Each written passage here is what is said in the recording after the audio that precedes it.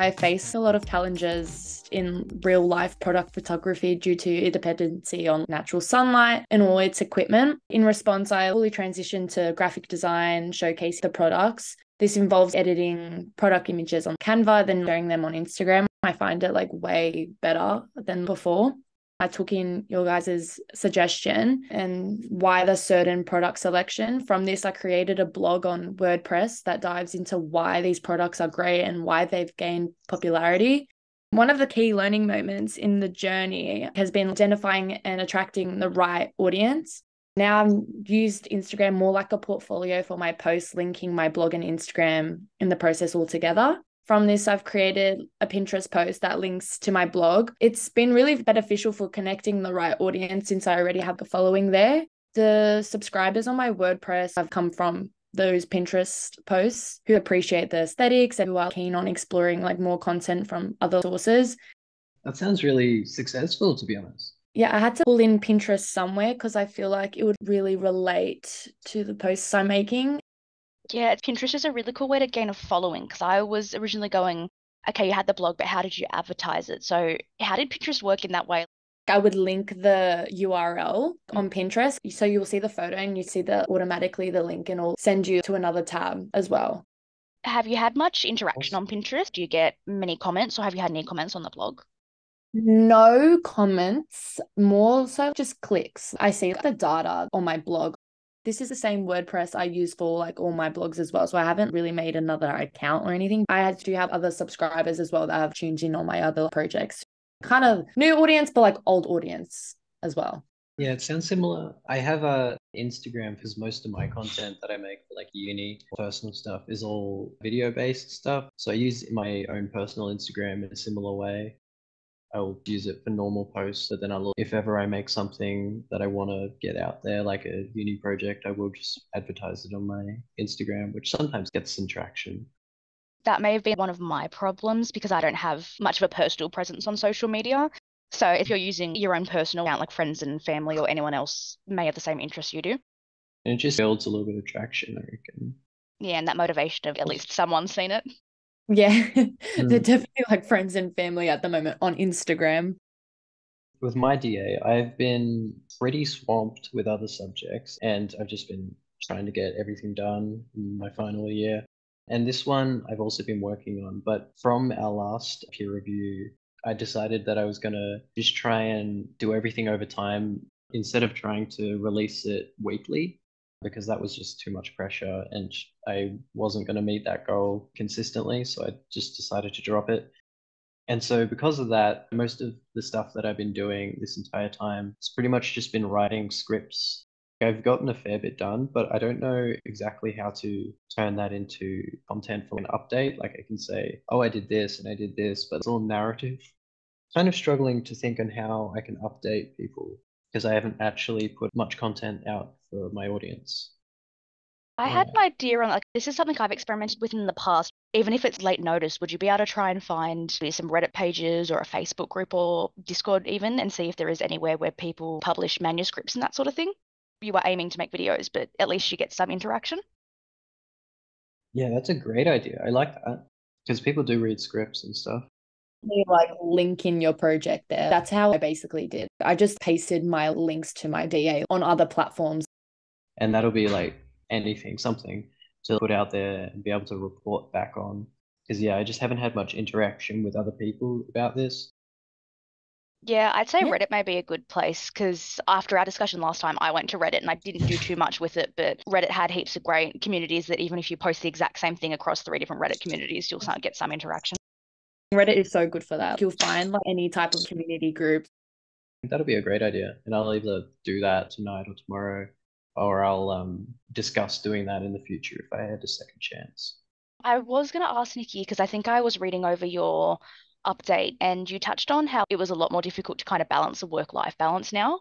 Was it a lot easier to produce content when you didn't have that pressure of having to finalize the content and just at least make something? Yeah, I think I definitely put too much pressure on myself to make it better than my first year content. I was like, this needs to mean something and have narrative structure. And that's all well and good if I was used to making narrative structure. I'm mainly used to doing skits, so like trying to push myself. It's been an interesting process, and I've found writing it is super easy and super fun. I reckon if I wrote out the entire thing in a week, I just got super motivated and wrote down structure that was didn't have to be perfect, but it was, there. Then I could just follow that a lot easier. I think another thing which I'd like to bring up, and this was something that Steph said earlier, talking about framing and using a question instead of a statement to describe the DA. I really like that. And the question I came up with was, how can I incorporate an audio medium, like a podcast, into a visual medium, a video series, in a narrative structure? And like that's something I can do and I have done in the writing process. Like it's a answerable question. I think just having that question instead of the statement as my DA topic, it's like much more interesting and it's much more to the point of what I'm trying to do, pretty much. It's not, oh, I'm trying to entertain people and make the world a better place. I'm just trying to put audio, podcast, and visual mini series together in a narrative structure. That sounds really good in terms of if that would have been something we could have explored earlier, because that pretty much was what you were trying to do. So having that a lot more open-ended, where you could have gone, oh, okay, trying to record this or film all this is too difficult, but I can do it this way instead. You could totally say this in your contextual report. Those are your like key learning moments. I feel like a DA never runs smoothly. You always end up changing something, or you always find out that's like something else is like working better. Just thinking, like, if I wanted to slightly reframe my DA, I could change it so that it's not a whole narrative structure that like goes over multiple episodes. So that it's just like multiple things that are unconnected, but they still use audio medium and visual medium in an interesting way that interacts. I think that could be an interesting way to do it instead. Yeah, that sounds good, especially in terms of a process. You can go, okay, in this first section, I tried linking audio and visual and film this way, and the second time you could try something different. The other point I remembered as well, that if you framed it more as a question as well, I feel like you could definitely make a lot more content, even if it's personal content that you just keep in your own notebook and use it for your updates and whatnot, or something you post on a blog, is that you could just record the process of that. Yeah, there's so many ways. I'm sad that I'm having all these bright ideas now at the end of the semester, but it is interesting to think about. I mean, it's up to you because I'm having some cool ideas about my one now as well. Because now we're both graduating, that if we're trying to make a portfolio and that sort of thing, that this could be something we try and do after uni, but it's just getting that motivation to, okay, I'm not doing it for uni, but am I doing something for myself to make my own portfolio? I often think about that.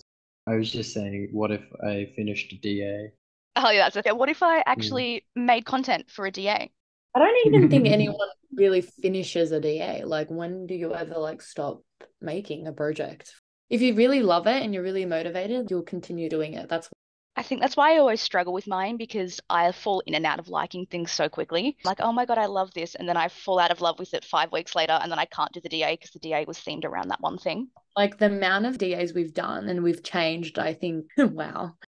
Like I wonder if anyone just does one. Yeah, and the idea of Mm. having a question sounds a lot better as well to go, okay, even if your DA changes, you can still try and answer that question or change the way how you answer that question, if that makes sense. The DA doesn't have to be, oh yeah, can I gain an audience by doing art? Like, or if it is that, then Mm. it's okay, what type of art can I do? That's a lot broader than going, I'm going to do this specific type of drawing. And then once you stop doing that, you're really stuck. It's been a bit of a while since I've worked on mine because I also fell into that sort of once we had our discussion, I was really motivated to work on it a lot. And especially after break, I had a solid week where I was like, yeah, I'm going to do everything. I'm going to get motivated. Like I was ready to make content and I got us a lot of stuff prepared for that and then didn't actually do anything with it. I said in my update that I decided to choose chaos for the end parts. So I was just going to try and make any type of content. I feel like I trapped myself there because it was again way too broad. I tried to have I calling it a day of cozy. I had taken a lot of videos throughout the day and wanted to make a little podcast or even just a cozy video about my day and try and turn that into a lot of content. I did some drawings. I like wanted to make a blog about the day. And then I got really stuck because I didn't know where to go. So I didn't do anything with any of that content. Damn. I like your idea of like the cozy vibe. It reminds me of these TikTok videos I've been seeing, like a day in the life, aesthetic, a day at home, a cozy vibe, and all that. Yeah, I was trying to go something like Mm. that, make it a mix of one of those. Like it was a really rainy day, so I tried to take a few scenes Yeah. of the rain and I went to a cat cafe. So I was trying to do that. Like then I just didn't know like how to make it come together. Even through their TikTok or Instagram reel, I see them everywhere. And you know what? All they do is hashtag it, little videos. It will make you feel a certain way. You know, it will feel very homey. You'll feel, oh, let's go out on like a summer's day. I get that. I just got a lot more stuck in my head with the type of content I wanted to make, that I was like, okay, I want to do whatever I want, but didn't know how to make that happen. So I think a discovery I kind of made over the last few days, which again would have been something I would have preferred to have a lot sooner.